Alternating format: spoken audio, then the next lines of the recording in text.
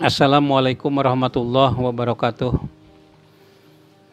Para mahasiswa yang saya banggakan, yang saya cintai, mata kuliah kita metodologi studi Islam. Materi terakhir ini judulnya metodologi pemahaman Islam. Ada 3 poin yang kita kaji pada perkuliahan ini. Ya, saya lupa ini 3 poin itu apa? Coba tolong. Pertama, kegunaan metodologi. Kedua, studi Islam. Ketiga, metode memahami Islam. Ya. Jadi yang pertama ini kegunaannya terlebih dahulu ya. Ada poin-poinnya? Ya, apa itu? Ya, pemahaman Islam masih sangat variatif dan tidak sistematis. Yang kedua, paham keagamaan masih sangat sempit dan sektoral. Iya, diperlukan metode pemahaman Islam yang utuh dan komprehensif. Itu ya. Itu merupakan latar belakangnya ya. Saudara sekalian, di dalam memahami Islam pada saat ini kita masih melihat sangat variatif dan sangat belum sistematis gitu. Nah, kenapa ini terjadi? Karena tidak ada atau belum ada metode pemahaman Islam yang komprehensif. Kalau kita tanya tentang Islam, itu sangat beragam. Sebut saja mengenai makna syariah saja gitu ya. Pada saat merumuskan dasar negara, itu terjadi perdebatan antara orang Muhammadiyah dengan orang Nahdlatul Ulama, antara Nahdiyin dengan Muhammadiyah. Muhammadiyah memahami syariat Islam itu adalah keseluruhan ajaran agama Islam, baik itu berkaitan dengan akidah, ibadah, akhlak, muamalat. Itulah syariat Islam. Tetapi kawan-kawan Nahdiyin memaknai syariat Islam itu fikih gitu. Nah, di sini belum sinkron, masih bervariatif. Kenapa masih bervariasi? Karena di dalam memahami Islam itu masih sangat sektarian, sangat sektoral, ya, belum menyeluruh. Ada orang Islam yang mempelajari Islam itu hanya fikih saja, pesantren fikih, sehingga segala sesuatu itu dilihat dari segi fikih. Dan fikihnya itu ya mending kalau fikihnya itu fikih yang komprehensif. Ini fikih yang hanya satu madhab saja. Ya, misalnya kalau yang Hanafi ya tentu memotret segala sesuatu itu dari segi pemahaman ulama mazhab Hanafi. Kalau penganut mazhab Syafi'i ya menggunakan kacamata madhab Syafi'i. Demikian juga Maliki dan Hambali gitu. Itu masih sangat sektoran. Orang Islam yang mempelajari Islam dari akidah saja, dan itu hanya satu mazhab saja. Misalnya memahami Islam dari akidah Ahlus Sunnah pun tidak semua begitu ya. Hanya Asy'ariyah saja. Ya, hanya Maturidiyah saja. Asy'ariyah juga hanya satu saja, misalnya Juwainiyah saja atau Al-Baqilani saja, tidak kepada yang lain. Maturidi juga Maturidiyah Samarkand saja atau Bukhara saja. Nah, sehingga Islam itu tidak sistematis ya. Nah, kalau kita lihat misalnya ulama-ulama di pesantren, ilmunya itu cukup mendalam, tetapi tidak sistematis gitu. Ya, ulama-ulama yang di kampus, yang di UIN itu atau di Sekolah Tinggi Agama Islam, ya, ilmunya itu sistematis, terstruktur, tetapi tidak mendalam. Ya, tentu bagusnya gabungan antara ulama pesantren dengan ulama yang ada di kampus-kampus. Di kampus-kampus sistematis, ulama-ulama pesantren itu mendalam. Ya, jadi bagusnya pemahaman keagamaan yang sistematis dan mendalam. Jadi gabungan antara ulama yang ada di kampus dengan ulama yang ada di pesantren. Itu bagusnya, ya. Tata cara sholatnya beda-beda, ya. Kalau ulama di pesantren kan takbirnya juga lama. Allahu Akbar. Tapi kalau ulama-ulama di kampus, Allahu Akbar. Dan sholatnya di pinggir meja lagi, ya. Ditunggu rapat lagi misalnya begitu, ya. Nah, itu berbeda, ya. Jadi keinginan kita adalah bagaimana ilmu itu komprehensif, sistematis dan mendalam.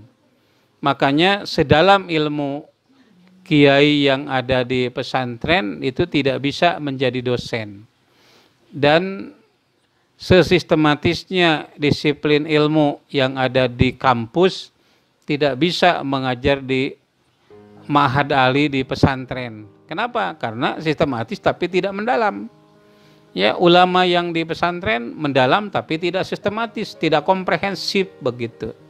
Nah, makanya perlu kita mempelajari agama itu dari pengantarnya terlebih dahulu. Pengantar studi Islam. Ini nama mata kuliahnya juga metodologi studi Islam, ya. Jadi mestinya pengantar studi Islam, baru kepada metodologi studi Islam. Tetapi kalau digabung bisa saja pengantar metodologi studi Islam begitu, ya. Jadi pengantarnya saja gitu. Nah, kemudian yang kedua, bahwa keilmuan kita itu sangat tidak komprehensif. Kalau tadi dari segi pemahamannya, yang keduanya sangat parsial. Ada Islam yang hanya dipahami dari fikih saja. Islam hanya dipahami dari akidah saja. Dan Islam hanya dipahami dari sufistik saja. Sufismenya juga terbatas, ya, hanya madhab Al-Ghazali misalnya, atau Al-Baghdadi, Junaid Al-Baghdadi saja misalnya. Tidak tasawuf yang lengkap, ya, dari berbagai aliran paham tasawuf itu. Nah, lalu saudara sekalian, itulah sebabnya mengapa kita perlu metode pemahaman Islam yang komprehensif. Islam itu hebat. Memang ada orang yang pernah mencoba. Imam Al-Ghazali misalnya, dia menggunakan pendekatan teologis, fikih dan sufisme dalam memahami Islam. Ketika menjelaskan puasa, dia menyebutkan ada puasa awam, ya. Kalau puasa awam ini berarti pendekatannya fikih, ya. Hanya rukun, syarat, ya. Apalagi syarat sah gitu, ya, batalnya gitu, sunatnya, pardunya. Nah, itu pendekatan fikih, itu puasa awam namanya. Nah, yang kedua puasa khusus, ya. Ya, puasa khusus itu puasa dengan pendekatan fikih tadi, ya, ditambah dengan akidah, ya. Itu puasa khusus. Nah, kemudian ada puasa khususil khusus. Nah, ini pendekatan sufisme dengan syarat pendekatan awam tadi, puasa awam dan puasa khusus sudah dijalankan. Nah, ini baru namanya puasa khususil khusus. Nah, sebetulnya yang dimaksud oleh Imam Al-Ghazali bukan hanya pada puasa saja. Sholat juga begitu, toharoh juga begitu. Ya, nanti tolong dijabarkan, ya, oleh para mahasiswa. Ada toharoh awam, toharoh khusus, toharoh khususil khusus. Sholat awam, sholat khusus, sholat khususil khusus. Haji awam, haji khusus, haji khususil khusus. Demikian juga kurban dan akikah, ya. Itu yang dimaksud oleh Imam Al-Ghazali. Islam yang terintegrasi. Nah, itu ada di Bidayatul Hidayah ya, yang ditulis oleh Imam Al-Ghazali ya. Itu suatu upaya. Nah, saudara sekalian, itu tema yang pertama. Jadi penting kita memiliki metode memahami Islam yang benar. Ada orang yang sangat jenius seperti Plato, Aristoteles dan seterusnya, tapi tidak mampu mengubah dunia. Kenapa? Kejeniusannya itu tidak dibarengi oleh metode pemahaman ilmu yang komprehensif. Tetapi ada beberapa tokoh seperti Thomas Alva Edison menemukan listrik, mesin uap, menemukan ya macam-macam, sampai memiliki berapa 1.500 hak paten gitu. Nah, ini bisa mengubah wajah dunia. Seperti yang kita saksikan sekarang ini berkat dari perkembangan ilmu yang digagas oleh mereka itu. Jadi orang yang jenius tidak memiliki metode yang tepat, itu akan terkalahkan oleh orang yang biasa-biasa, tetapi memiliki metodologi pemahaman yang benar, yang tepat, yang komprehensif. Ya, orang yang melek, ya, tidak tahu jalan. Kalau di Garut misalnya ke Pengkolan, ke kantor pos, dari kampus kita ya ke kantor pos. Orang yang melek tidak tahu jalan, ya kemana-mana akan lebih lama. Tapi orang yang misalnya kurang begitu melihat tetapi tahu jalan kemana ke kantor pos itu akan datang lebih cepat.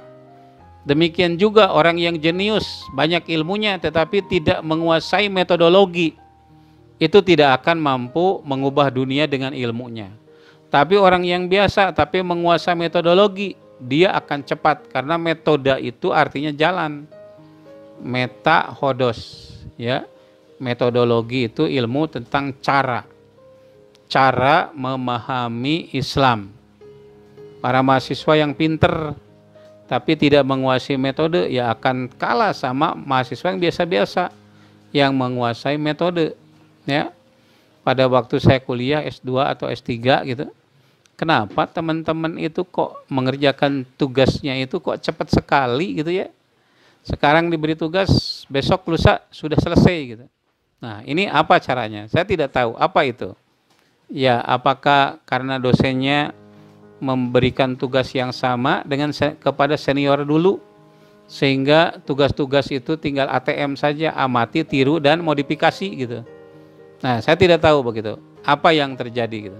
Jadi metode itu penting gitu. Nah, itu. Kemudian poin yang kedua yaitu mengenai apa tadi poin yang kedua? Studi Islam ya, mengkaji Islam. Ada beberapa catatan apa itu tadi? Ya, Amin Abdullah menyebutkan ya, Islam itu ada Islam yang normatif dan ada Islam historis. Ya, Islam normatif itu bukan disiplin ilmu, tapi Islam historis merupakan disiplin ilmu. Itu kata Amin Abdullah ya. Jadi saya pernah ketemu di Jogja beberapa kali ya dengan beliau ini. Kemudian poin yang berikutnya ya, Sayyid Husain Nasr. Ya, dia menjelaskan tentang sains Islam. Ya, ada apa saja itu? Ada kedokteran, astronomi, fisika, dan lain-lain. Ya, yang dibangun atas arahan nilai-nilai Islam. Itu namanya sains Islam. Kemudian ada lagi pandangan siapa lagi? Ya, kemudian ada yang namanya studi Islam. Iya. Ya. Ya, pengetahuan yang dirumuskan dari ajaran Islam. Ya, yang dipraktekkan dalam sejarah dan kehidupan manusia. Nah, itu studi Islam. Jadi tadi sudah kita temukan ada yang namanya Apa tadi menurut Amin Abdullah? Ada Islam normatif, ada Islam historis. Ya, Islam normatif itu berupa akidah, akhlak, ibadah dan muamalah, ya. Itu bukan disiplin ilmu. Tapi kalau Islam historis itu merupakan disiplin ilmu. Nah, itu dapat dilihat di fakultas-fakultas yang ada di perguruan tinggi Islam. Nah, itulah Islam historis, ya. Seperti tarbiyah, syariah, usuluddin, adab dan humaniora, ya, saintek dan seterusnya begitu. Itu namanya Islam historis. Nah, kemudian Said Hussein Nasr itu mencetuskan istilah yang disebut dengan sains Islam, seperti misalnya astronomi yang ditemukan oleh Abu Raihan al-Biruni, ya, yang sampai hari ini masih dimanfaatkan dalam ilmu penerbangan, ya, titik koordinat sesuatu yang dituju, termasuk oleh para nelayan atau kapal-kapal pesiar dan seterusnya. Itu adalah sains Islam. Sains Islam itu ilmu yang dibangun atas dasar nilai-nilai Islam. Astronomi, kedokteran yang dibuat oleh Ibnu Sina sampai sekarang kan dikaji dan dipelajari itu. Nah, itu namanya sains Islam. Ada lagi optik, ya, ada apa lagi, astronomi, ada lagi ilmu tentang parfum. Parfum itu berarti kan farmasi, ya. Ada lagi ya macam-macam disiplin ilmu yang dibangun atas nilai-nilai Islam. Itu namanya sains Islam. Nah, kemudian ada lagi studi Islam. Ya, dirosah Islamiyah. Dirumuskanlah ilmu akidah oleh para ilmuwan, para ulama kita, ilmu akhlak oleh para ilmuwan kita, ada filsafat, ada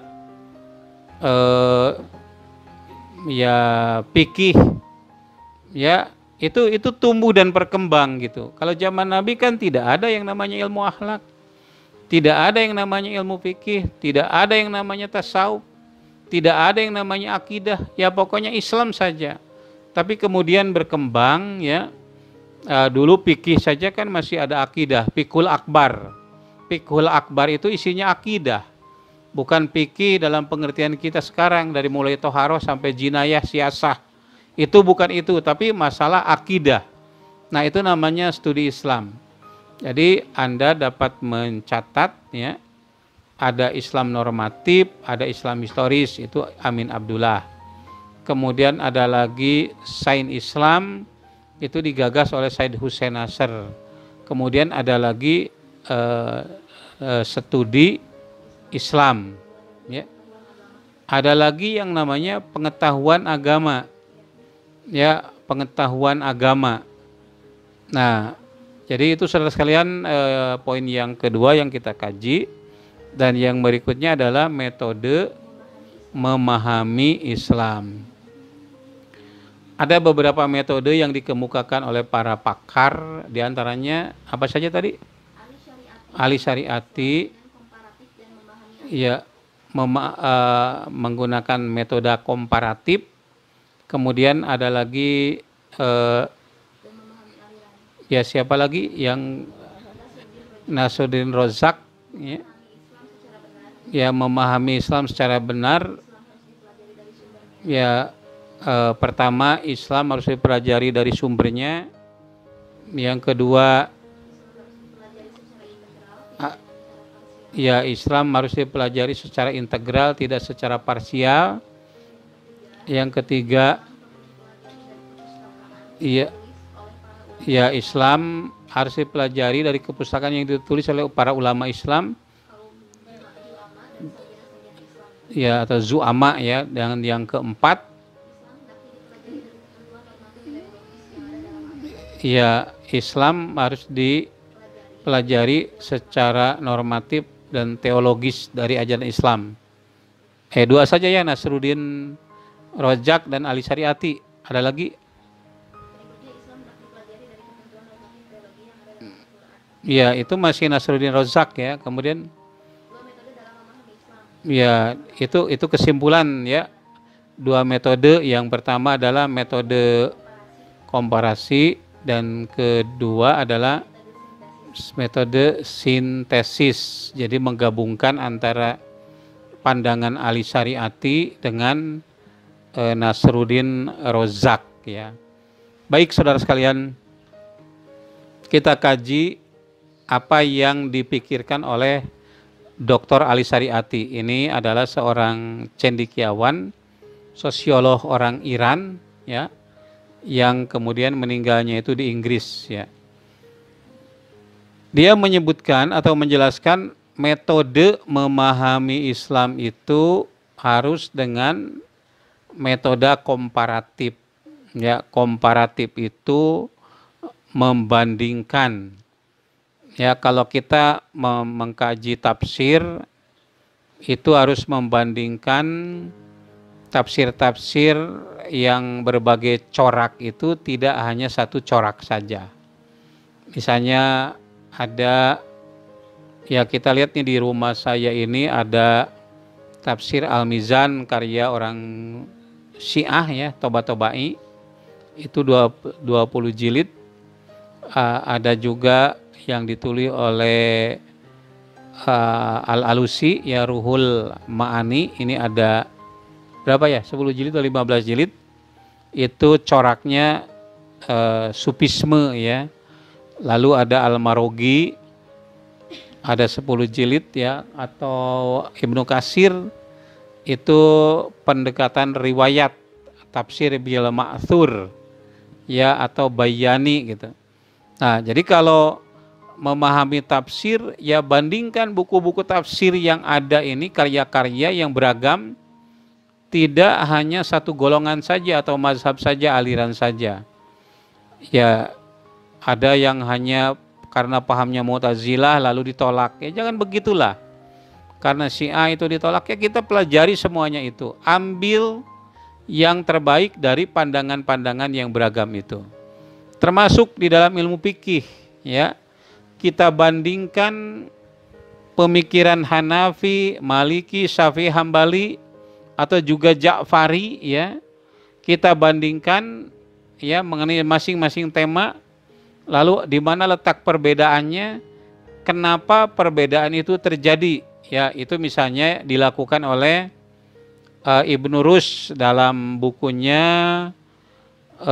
apa itu, kok lupa lagi ya, buku Ibnu Rushd itu yang saya ingat kopi sapatnya Faslul Maqal ya,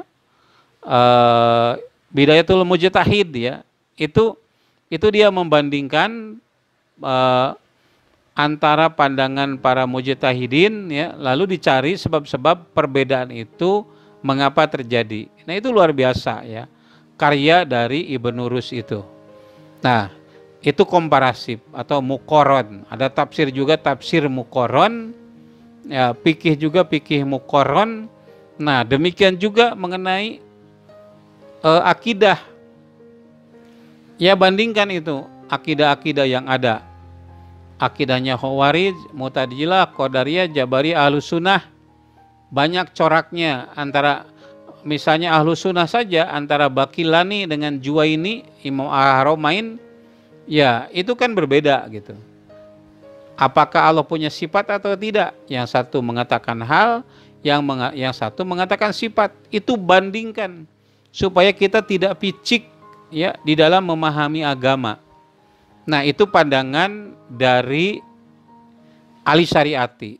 Nah, dalam bidang semuanya itu ya mesti dibandingkan supaya kita memahami betul ya, karena tidak semuanya satu paham. Kalau kita bandingkan lalu kita ambil sebab-sebabnya mengapa terjadi perbedaan. Contoh dalam sejarah juga, misalnya apakah Nabi memberikan mahar itu uangnya sendiri atau dari pamannya atau dari Siti Khadijah, itu masih beragam ya.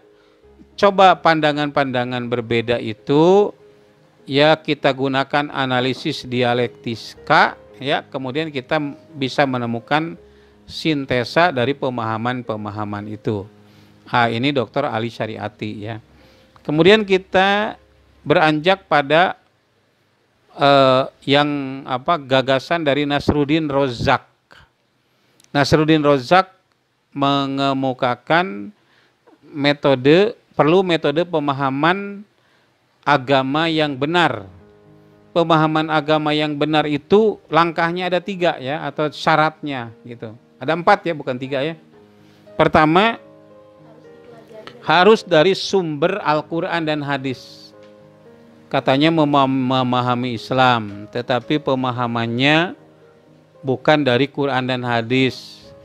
Pemahamannya dari koran dan majalah ya. Ya mending kalau benar pemahamannya dari sosial media, pemahamannya dari yang lain-lain, tidak berdasarkan Quran hadis. Ya, kalau pemahaman Islam itu dari sumber yang lain, budaya misalnya, nah itu nanti akan terjadi sinkretisme namanya. Nah, yang kedua, memahami Islam itu harus secara integral.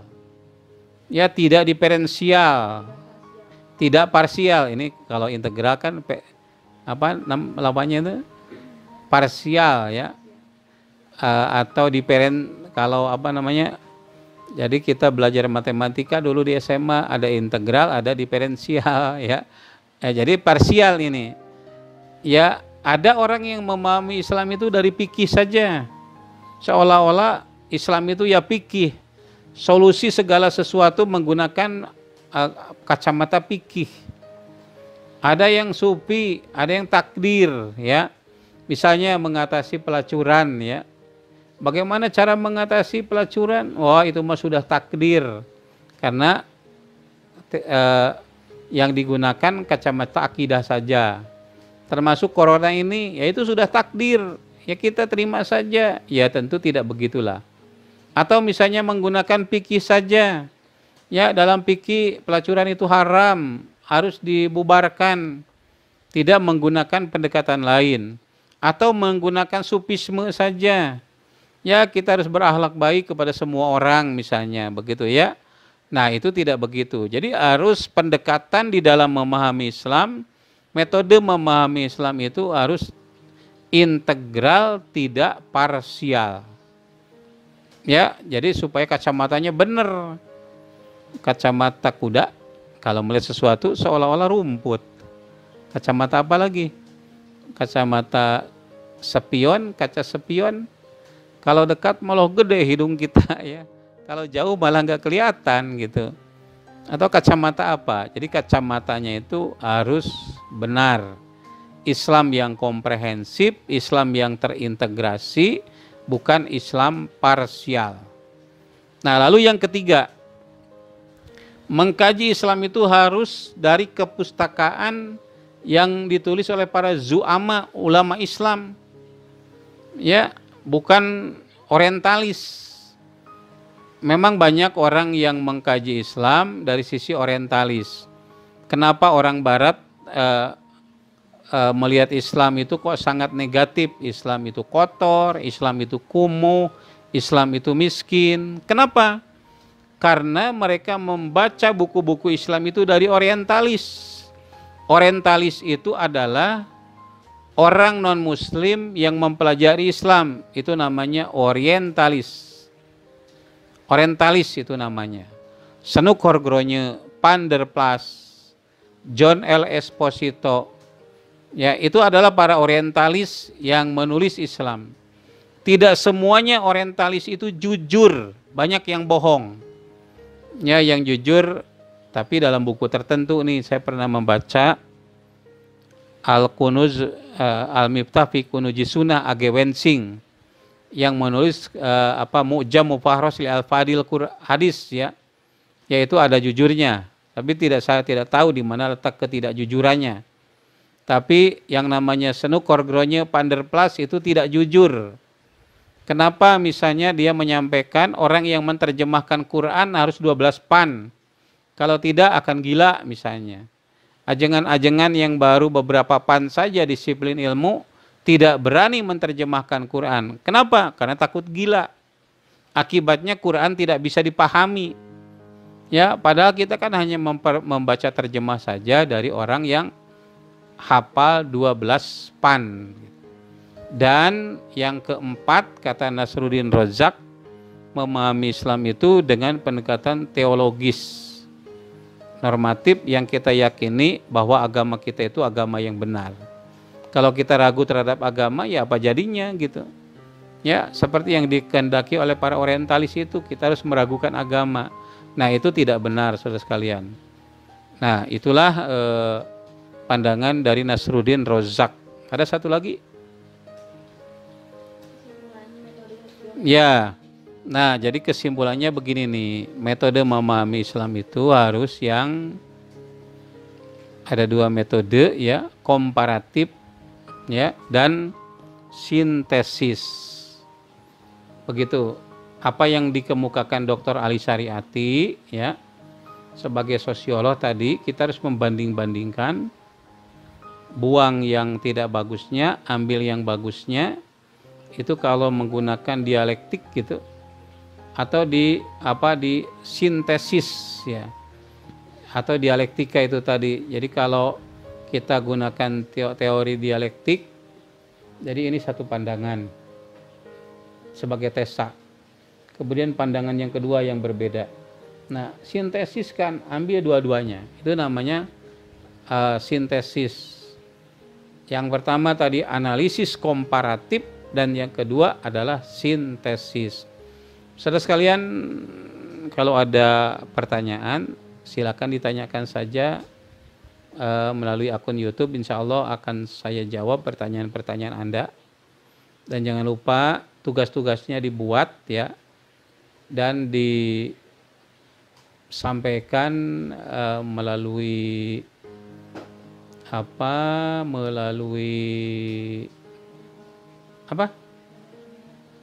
ya melalui email ya, yang tertera di deskripsi ya. Penilaiannya pertama dari kehadiran ditunjukkan adanya komentar pada YouTube sambil diberi nama, atau memberikan pertanyaan juga diberi nama, kelas mana ya. Setelah itu pekerjaan tugas ya, pertemuan 1 sampai 8. Nah, itu dijawab untuk nilai tugas dan UTS-nya. Pertemuan yang ke-5 sampai ke-8 itu nilai tugas dan UAS-nya ya. Nanti dikumulatifkan ya, akan kami sampaikan kepada ketua prodinya ya, dari pertemuan pertama sampai terakhirnya ya. Saudara sekalian, itu saja yang dapat saya sampaikan. Terima kasih atas perhatiannya. Selesai sudah pertemuan metodologi studi Islam. Kenapa 8 pertemuan saja? Tugas-tugas yang banyak itu cukup lumayan ya, sebagai pengganti dari berarti 4 pertemuan ya. Jadi pengganti dari 4 pertemuan, kewajiban kita cuma 12 pertemuan, UTS 1 pertemuan, UAS 1 pertemuan, jadi 14 pertemuan ya. Cukup dengan mengerjakan semua tugas itu, memberikan komentar atau pertanyaan pada semua video itu sudah cukup mewakili pertemuan. Terima kasih. Wassalamualaikum warahmatullahi wabarakatuh.